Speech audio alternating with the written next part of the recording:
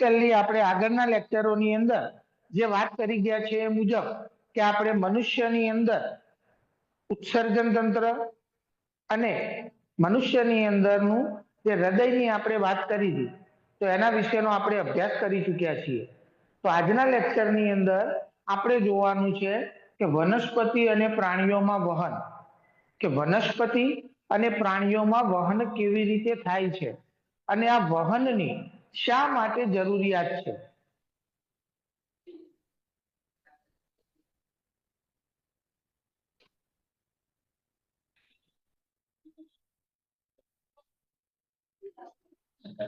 તો આજના લેક્ચરની અંદર આપણે વનસ્પતિ અને પ્રાણીઓમાં વહન કેવી રીતે થાય છે અને મનુષ્ય અને પ્રાણીની અંદર કે વનસ્પતિની અંદર આ વહનની જરૂરિયાત શું છે, એના માટેનો આપણે અભ્યાસ કરવાનો છે. તો સૌથી પહેલા આપણે વહનની જો વાત કરીએ તો વહનનો અર્થ થાય એક જગ્યાએથી બીજી જગ્યાએ પહોંચાડવું. આ વહનનો સાદો અર્થ છે. હવે વનસ્પતિ અને પ્રાણીઓની અંદર, તો એમાં પ્રાણીઓની અંદર આપણે જ્યારે હૃદયની રચના જોઈ ત્યારે આપણે વાત કરી હતી કે રુધિર જે છે એ માનવ શરીરની અંદર ધમની દ્વારા વહન પામી અને એક જગ્યાએથી બીજી જગ્યાએ પહોંચે છે. તો એવી રીતે વનસ્પતિની અંદર વહનની ક્રિયા કેવી રીતે થાય અને આ વહન કરાવવું શા માટે જરૂરી છે, બરાબર. તો આપણે પ્રશ્નની અહીંયા નોંધ કરતા જઈએ અને સાથે સાથે એને સમજતા જઈએ. તો પ્રશ્ન અહીંયા નોંધું છું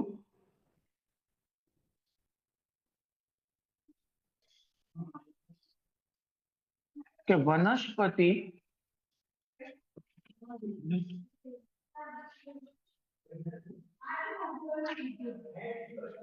ચલો, તો પ્રશ્નની નોંધ જોઈએ કે વનસ્પતિ અને પ્રાણીઓમાં વનસ્પતિ અને પ્રાણીઓમાં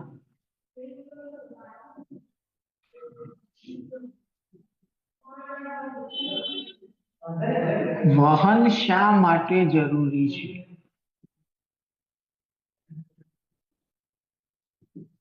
કે વનસ્પતિ અને પ્રાણીઓમાં વહન શા માટે જરૂરી છે. તો વહન જે થાય છે તો એ કયા કારણોસર આ વહનની આવશ્યકતા રહેલી છે, તો અહીંયા આપણે એના વિશેની ચર્ચા કરીએ. જેમ કે વનસ્પતિ અને પ્રાણીઓ પોતાનું અસ્તિત્વ ટકાવી રાખવા માટે, તો પહેલા મુદ્દાની આપણે નોંધ કરીએ કે વનસ્પતિ અને પ્રાણીઓને પોતાનું અસ્તિત્વ ટકાવી રાખવા માટે પોતાનું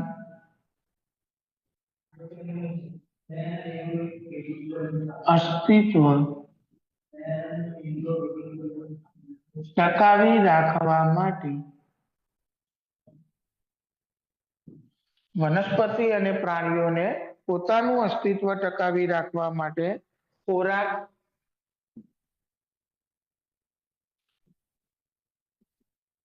પાણી અને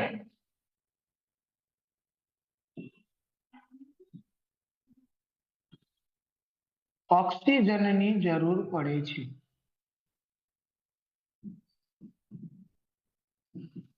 હવે આ મુદ્દાની અંદર જો આપણે વાત કરીએ તો મુદ્દાને સમજીએ કે અહીંયા શું કહે છે કે વનસ્પતિ અને પ્રાણીઓને પોતાનું અસ્તિત્વ ટકાવી રાખવા માટે હવા, પાણી અને ઓક્સિજનની જરૂરિયાત પડે છે.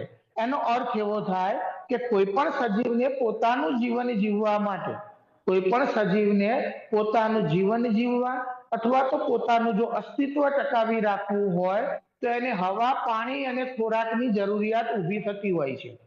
હવા, પાણી અને ખોરાક, આ ત્રણ એવા મૂળભૂત ઘટકો છે કે જેના દ્વારા સજીવો પોષણ મેળવી અને પોતાનું અસ્તિત્વ ટકાવી શકે છે. બરાબર. ચલો બીજા મુદ્દાની નોંધ કરીએ અને એને સમજીએ કે આ બધા ઘટકો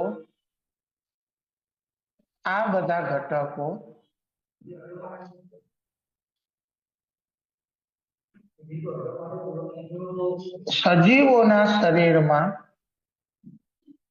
સજીવોના શરીરમાં એક ભાગથી બીજા ભાગ સુધી એક ભાગથી બીજા ભાગ સુધી પહોંચવા જરૂરી છે. એટલે કે હવા પાણી અને જે ખોરાક છે એ એક ભાગથી બીજા ભાગ સુધી પહોંચવા જરૂરી છે, તો એ દરેક કોષને આ હવા પાણી અને ખોરાક મળશે. ચાલો ત્રીજા નંબરના મુદ્દાની વાત કરીએ તો વનસ્પતિ અને પ્રાણીઓમાં વનસ્પતિ અને પ્રાણીઓમાં ઉત્પન્ન થતા નકામા પદાર્થો ઉત્પન્ન થતા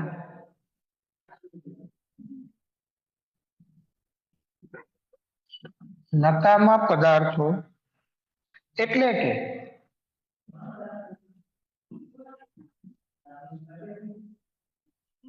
ઉત્સર્ગ પદાર્થો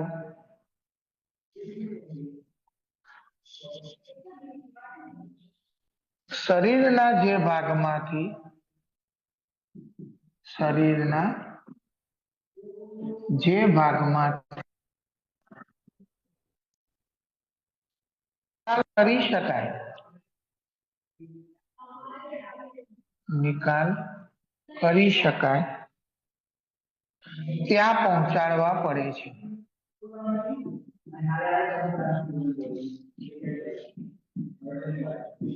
એટલે કે આપણા માનવ શરીરની અંદર કે વનસ્પતિની અંદર જે ઉત્પન્ન થતા નકામા પદાર્થો છે આ નકામા પદાર્થોને ઉત્સર્ગ ઉત્સર્ગ પદાર્થો પણ કહેવામાં આવે. તો આ પદાર્થોનો નિકાલ ઉત્સર્જન તંત્ર દ્વારા થાય.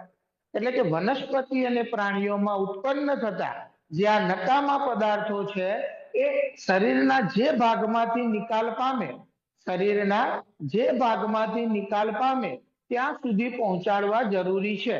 એટલે આ પદાર્થોને વહન દ્વારા ઉત્સર્ગ એકમ સુધી પહોંચાડી શકાય છે. ચલો એના પછી નેક્સ્ટ મુદ્દાની ચર્ચા કરીએ.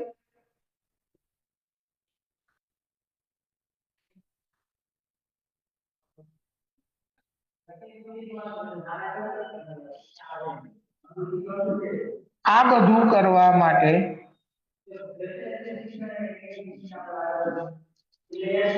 પોષક દ્રવ્યો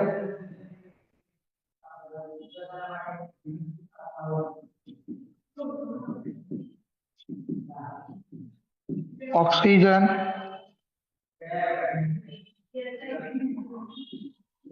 અંતઃસ્ત્રાવો અને ઉત્સર્ગ પદાર્થોનું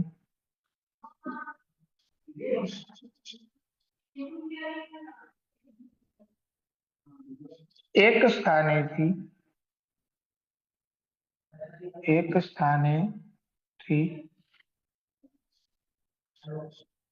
એક સ્થાનેથી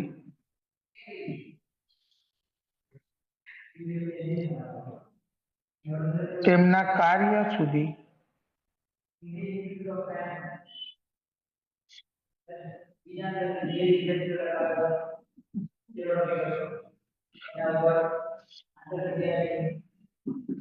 પહોંચાડવા અને તે ઘટકોનું વહન જરૂરી બને છે. ચલો લાસ્ટ મુદ્દાને આપણે જોઈએ કે આ જે નિકાલ કરવાનો છે એ બધા ઘટકો એટલે કે પોષક દ્રવ્યો હોય, ઓક્સિજન હોય, અંતઃસ્ત્રાવો હોય કે ઉત્સર્ગ પદાર્થો હોય, આનું એક સ્થાનેથી તેમના કાર્ય સ્થળ એટલે કે કાર્ય કોષ સુધી પહોંચાડવા અને તે ઘટકોનું વહન જરૂરી બને છે. એટલે કે આ જે ઘટકો છે આ ઘટકોને જો શરીરમાંથી નિકાલ કરવા હોય અથવા તો હવા પાણી અને ખોરાકને કોઈ પણ કોષ સુધી પહોંચાડવા હોય તો એના માટે જરૂરિયાત રહે છે આપણને વહનની. એટલા માટે અહીંયા લખ્યું છે કે વનસ્પતિ અને પ્રાણીઓમાં વહન શા માટે જરૂરી છે. તો વનસ્પતિ અને પ્રાણીઓમાં વહન શા માટે કરવામાં આવે, તો વનસ્પતિ અને પ્રાણીઓને પોતાનું અસ્તિત્વ ટકાવી રાખવા માટે ખોરાક, પાણી અને ઓક્સિજનની જરૂર પડે છે. આ બધા ઘટકો શરીરમાં સજીવોના શરીરમાં એક ભાગથી બીજા ભાગ સુધી પહોંચાડવા જરૂરી છે. તો વનસ્પતિ અને પ્રાણીઓમાં ઉત્પન્ન થતા નકામા પદાર્થો એટલે કે ઉત્સર્ગ પદાર્થો શરીરના જે ભાગમાં ઉત્પન્ન થાય ત્યાંથી નિકાલ કરી શકાય ત્યાં પહોંચાડવો પડે. હવે એક ઉદાહરણ આપું તમને. દાખલા તરીકે તમારા શરીરની અંદર જે રુધિર છે, આ રુધિર વપરાય છે. ઓક્સિજન યુક્ત રુધિર ધમની દ્વારા આપણા શરીરના વિવિધ કોષો સુધી પહોંચે છે અને ત્યાં વપરાયેલું રુધિર શીરા દ્વારા પાછું હૃદયમાં આવે. પણ આ વપરાયેલા રુધિરનું શુદ્ધિકરણ કરવા માટે એને મૂત્રપિંડમાં મોકલવામાં આવે. અને મૂત્રપિંડ જે છે એ ગાળણ કોથળી છે. મૂત્રપિંડની અંદર આ રુધિરનું શુદ્ધિકરણ થાય એટલે કે રુધિર શુદ્ધ થાય અને એમાંથી જે નકામા પદાર્થો છે એ દૂર થાય અને ઉપયોગી પદાર્થો પાછા રુધિરની અંદર શોષાય. તો આ રુધિરનું શુદ્ધિકરણ જો મૂત્રપિંડની અંદર થતું હોય તો એનો અર્થ એવો થાય કે રુધિરને મૂત્રપિંડ સુધી પહોંચાડવું પડે. કારણ કે આપણું જે ઉત્સર્જન એકમ કયું છે તો મૂત્રપિંડ છે. તો આપણા શરીરનો વધારાનો કચરો જો આપણે પેશાબ દ્વારા દૂર કરવો હશે, આપણા શરીરનો વધારાનો કચરો જો પેશાબ દ્વારા દૂર કરવો હોય તો રુધિરનું ગાળણ મૂત્રપિંડની અંદર થાય તો એમાંથી વધારાનો કચરો મૂત્રાશયમાં સંગ્રહ પામે અને મૂત્ર છિદ્ર દ્વારા એને દૂર કરી શકાય. પ્રશ્ન એવો છે કે વનસ્પતિમાં પાણી અને ખનિજ ક્ષારનું વહન. વનસ્પતિમાં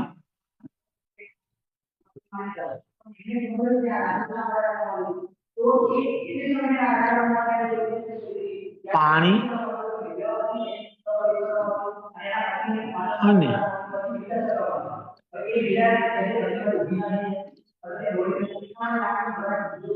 ખનિજ ક્ષારોનું વહન.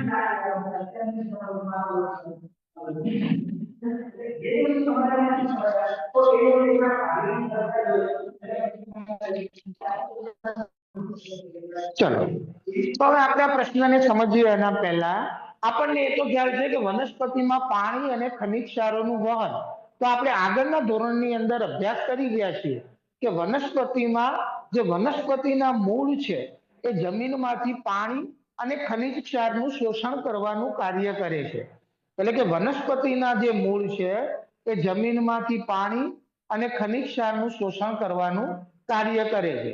પણ વનસ્પતિના જે મૂળ એ જમીનમાંથી પાણી અને ખનિજ ક્ષારનું શોષણ કરે તો વનસ્પતિના મૂળ દ્વારા આ શોષાયેલું પાણી અને ખનિજ ક્ષાર એ વનસ્પતિના વિવિધ ભાગો તરફ પહોંચવું જરૂરી છે. એટલે કે વનસ્પતિના દરેક ભાગ સુધી આ પહોંચવું જરૂરી છે. અને ક્યારે પહોંચી શકે કે જ્યારે વનસ્પતિની અંદર રચના હોય કે જેના કારણે વનસ્પતિના મૂળ દ્વારા શોષાયેલું પાણી વનસ્પતિના વિવિધ ભાગો સુધી પહોંચે અને એને પહોંચાડવા માટે વનસ્પતિ પ્રક્રિયા છે. આ વહનની પ્રક્રિયા માટે વનસ્પતિમાં બે પ્રકારની પેશી આવેલી છે જેને વાહક પેશી કહેવામાં આવે. કેટલા પ્રકારની પેશી?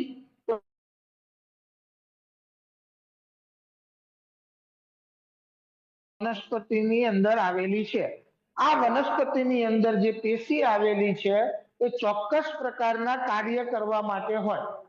જેમ કે વનસ્પતિના મૂળે જમીનમાંથી જે પાણી અને ખનિજ ક્ષારનું શોષણ કર્યું તો આ વનસ્પતિના મૂળ દ્વારા પાણી અને ખનિજ ક્ષારનું શોષણ થયું. એ પાણી અને ખનિજ ક્ષાર વનસ્પતિના મૂળમાંથી રહેલી જલવાહક પેશી દ્વારા વનસ્પતિના વિવિધ ભાગો જેવા કે પર્ણ, પુષ્પ, ડાળી દરેક જગ્યાએ પહોંચે છે. જેવી રીતે પાણીનું વહન થયું એવી રીતે વનસ્પતિના પર્ણો પ્રકાશ સંશ્લેષણની ક્રિયા દ્વારા પોતાનો ખોરાક જે તૈયાર કરે છે એ તૈયાર થયેલો ખોરાક પણ વનસ્પતિના દરેક ભાગ સુધી પહોંચવો જરૂરી છે. એના માટે વનસ્પતિની અંદર અન્નવાહક પેશી આવેલી છે અને આ અન્નવાહક પેશી દ્વારા વનસ્પતિના વિવિધ ભાગોમાં જે ખોરાક તૈયાર થયો હોય તેનું વહન વનસ્પતિના વિવિધ ભાગો તરફ થાય છે. ચલો આ પ્રશ્નને અહીંયા મુદ્દા વાઇઝ લખતા જઈએ અને એને સમજતા જઈએ.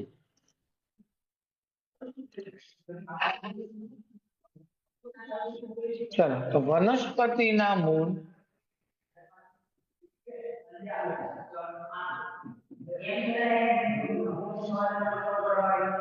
મૂળ દ્વારા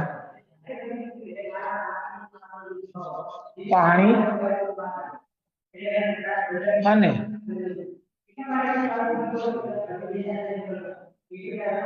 ખનિજ ક્ષારનું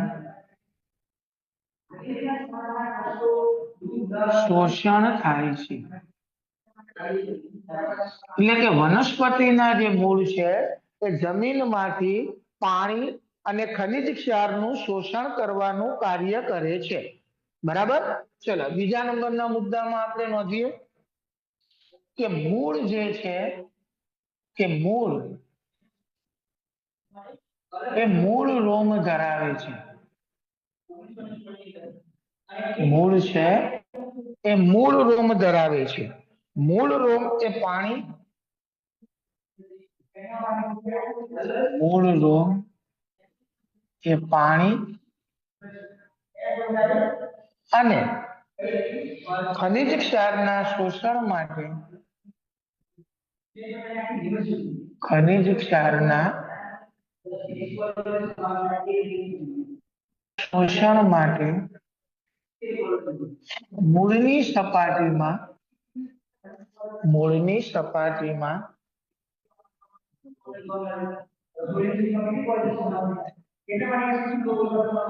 વધારો કરે છે. ઓકે. ચલો આ મુદ્દાને પહેલા સમજીએ કે વનસ્પતિના મૂળ તો વનસ્પતિ છે એ સોટી મૂળ તંત્ર ધરાવે અથવા તો તંતુમય મૂળ તંત્ર ધરાવે. હવે આ વનસ્પતિના મૂળની ઉપર કેટલાક મૂળ રોમ આવેલા હોય છે. આ જે મૂળ રોમ છે એ જમીનની અંદર અલગ અલગ જગ્યાએ ફેલાયેલા હોય. એટલે કે આ જે મૂળ રોમ છે એ પાણી અને ખનિજ ક્ષારના શોષણ માટે મૂળની સપાટીમાં વધારો કરે. આ મૂળ પાણીનું શોષણ કરવા જાય તો આટલો ભાગ જ શોષણ કરી શકે, પણ આ મૂળ રોમ હોવાને કારણે આ દરેક મૂળ રોમ પાણીનું શોષણ કરી શકે છે. એટલે કે એની સપાટીમાં વધારો થાય છે. ચલો ત્રીજા નંબરનો મુદ્દો આપણે નોંધીએ તો જમીનના કણો વચ્ચે રહેલું પાણી જમીનના કણો વચ્ચે રહેલું પાણી મૂળ રોમના સંપર્કમાં હોય છે. મૂળ રોમના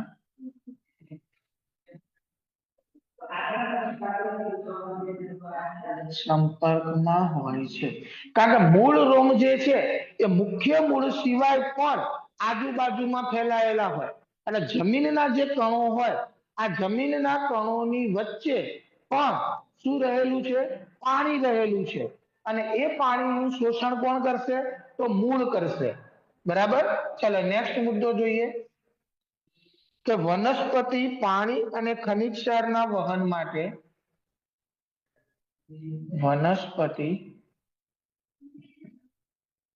પાણી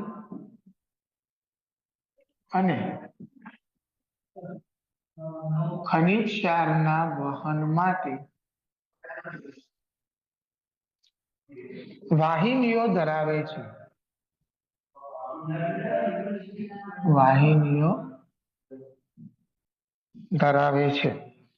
આ વાહિનીઓ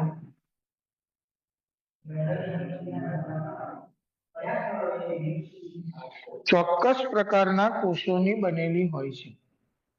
આ વાહિનીઓ ચોક્કસ પ્રકારના કોષોની બનેલી હોય છે.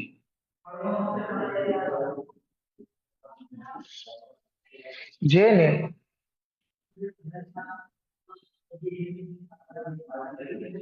વાહક પેશી કહે છે.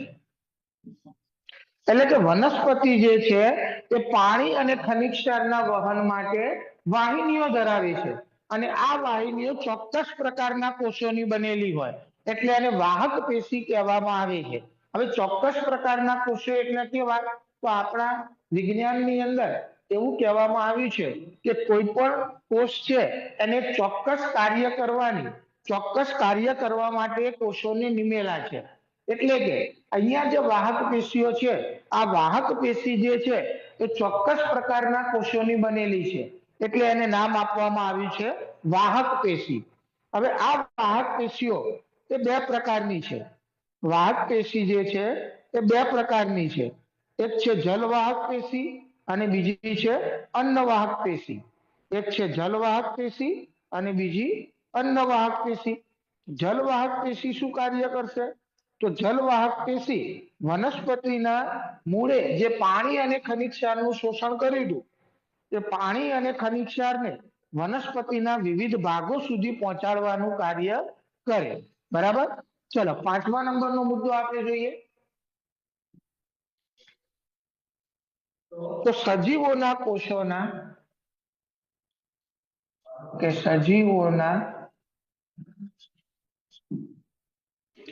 કોષોના સમૂહો ચોક્કસ પ્રકારના કાર્યો કરવા માટે ચોક્કસ પ્રકારના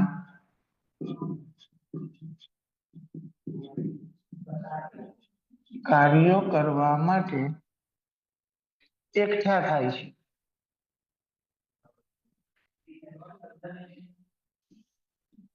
જેને પેશી કહે છે. આ જે સજીવોની અંદર જે કોષો આવેલા છે એ કોષો ચોક્કસ પ્રકારના કાર્યો કરવા માટે એક જગ્યાએ ભેગા થાય છે અને આ ચોક્કસ પ્રકારના કાર્યો કરવા માટે જે ભેગા થાય એકઠા થાય તો એને કહેવામાં આવે છે પેશી. તો આપણા વનસ્પતિની અંદર બે પ્રકારની પેશી આવેલી છે. કઈ છે? તો એક છે જલવાહક પેશી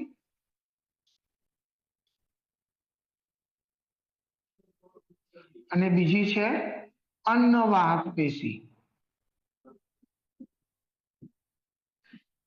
હવે કાર્ય શું કરે? તો અહીંયા આપણે જોઈએ કે પાણી અને ખનિજ ક્ષારોના વહન માટે પાણી અને ખનિજ ક્ષારોના વહન માટેની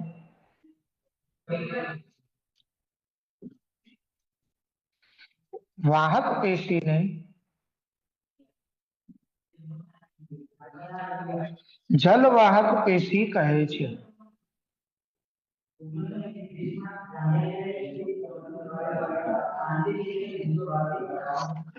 તો પાણી અને ખનિજ ક્ષારોના વહન માટે જે પેશી કાર્ય કરે એ પેશીને શું કહેવામાં આવે? તો જલવાહક પેશી કહેવામાં આવે છે. ચલો નેક્સ્ટ જોઈએ તો જલવાહક પેશી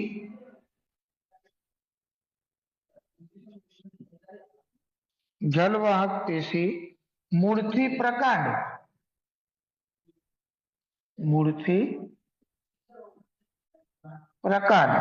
અને ડાળીઓને સાંકળે છે.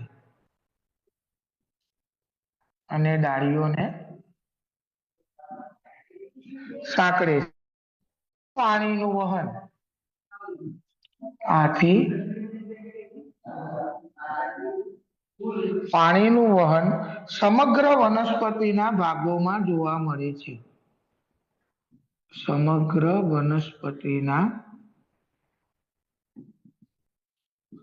ભાગોમાં જોવા મળે છે. હવે જલવાહક પેશી છે એ કોને કોને સાંકળે છે? તો જો મૂળથી કરીને પ્રકાંડ એટલે મૂળથી પ્રકાંડ આવી ગયું અને પ્રકાંડથી કરી અને ડાળીઓને એટલે કે વનસ્પતિના સમગ્ર બધા જ ભાગોને, પછી મૂળ આવી ગયું, પ્રકાંડ આવી ગયું, પર્ણ આવી ગયું, પુષ્પ આવી ગયું અને ફળ આવી ગયું, આ દરેક ભાગો સુધી શું કરે છે? પાણીનું વહન કરે છે। બરાબર, ચલો એના પછી નેક્સ્ટ મુદ્દો જોઈએ કે વનસ્પતિમાં ખોરાકનું વહન,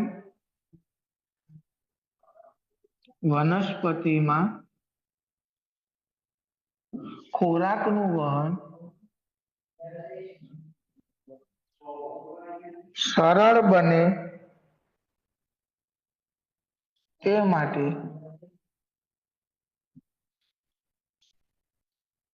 અન્નવાહક પેશી આવેલી છે।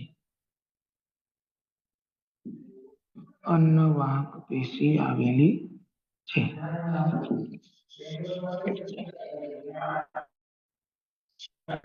હવે અહીંયા કે જેમ વનસ્પતિની અંદર જે વનસ્પતિના પર્ણો છે એ પ્રકાશ સંશ્લેષણની ક્રિયા દ્વારા વનસ્પતિ માટે ખોરાક તૈયાર કરે છે, તો આ વનસ્પતિના પર્ણ દ્વારા જે તૈયાર થયેલો ખોરાક છે તે વનસ્પતિના વિવિધ ભાગો સુધી પહોંચવો જરૂરી છે। તો એ તૈયાર થયેલા ખોરાકને વનસ્પતિના વિવિધ ભાગો સુધી પહોંચાડવાનું કાર્ય કોણ કરે છે? તો અન્નવાહક પેશી કરે। આના ઉપરથી આપણે એવું કહી શકાય કે આમ જલવાહક પેશી અને અન્નવાહક પેશી દ્વારા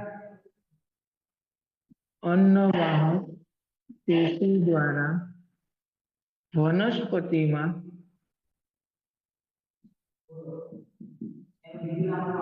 પાણી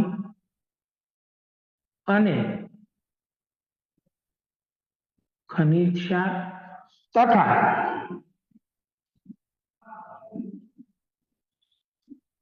ખોરાકનું વહન થાય છે। એટલે કે વનસ્પતિની અંદર અન્નવાહક અને જલવાહક પેશી દ્વારા પાણી અને ખનિજ ક્ષાર તથા ખોરાકનું વહન થાય। તો અહીંયા આપણે પ્રશ્નને બરાબર સમજ્યા છીએ।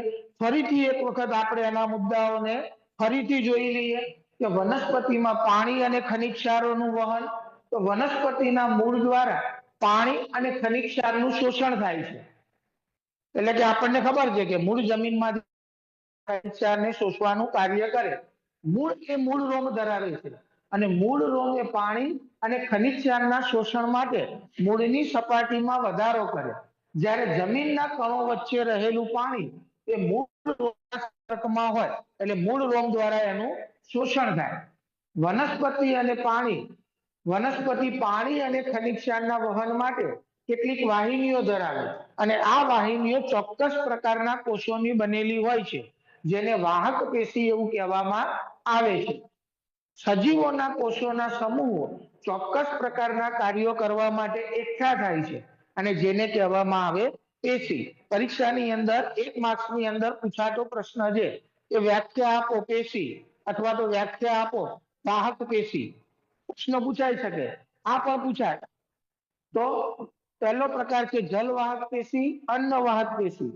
તો પાણી અને ખનિજ ક્ષારોના વહન માટેની વાહક પેશીને જલવાહક પેશી કહેવાય, જે પાણી અને ખનિજ ક્ષારોનું વહન કરે। આ જલવાહક પેશી મૂળથી પ્રકાંડ અને પ્રકાંડથી ડાળીઓ સુધી સાંકળે છે। આથી પાણીનું વહન સમગ્ર વનસ્પતિમાં જોવા મળે। જ્યારે વનસ્પતિમાં ખોરાકનું વહન સરળ બને એના માટે અન્નવાહક પેશી છે। આ ઉપરથી એવું કહી શકાય કે જલવાહક પેશી અને અન્નવાહક પેશી દ્વારા વનસ્પતિમાં પાણી અને ખનિજ ક્ષારોનું વહન થાય છે।